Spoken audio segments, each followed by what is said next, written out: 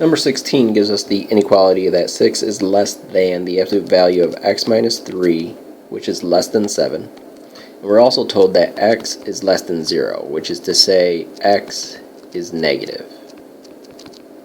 Okay, because to be less than 0 is to be negative. And we want to know a possible value for the absolute value of x. Just one possible value. Not all sorts of values, just one. Okay. Well, if you take the absolute value of something to be trapped between 6 and 7, either the x minus 3 without the absolute value is actually trapped between those, or if the x minus 3, whatever that quantity is negative to start, then it would then be trapped between negative 7 and negative 6. So you actually have two statements coming from the original because of the inequality, or because of the absolute value sign. So you have to solve both of these.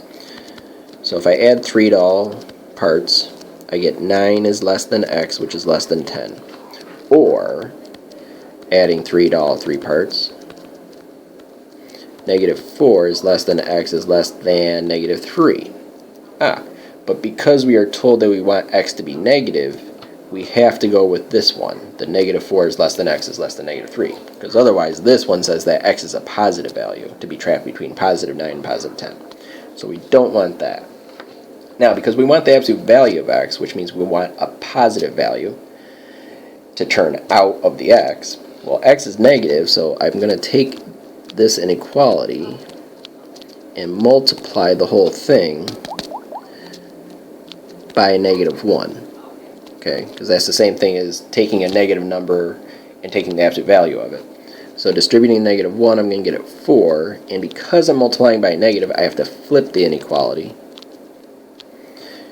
Or, since 4 is greater than x is greater than 3, that's the same as saying 3 is less than x is less than 4, which is how they wrote the answer on the answer key. Okay, but that's not your answer, because we only want one possible value. Well, there's all sorts of possible values between 3 and 4 on a number line.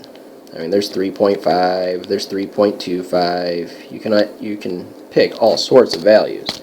You just need to pick one. So just to be fancy, I could say x is equal to 3.69.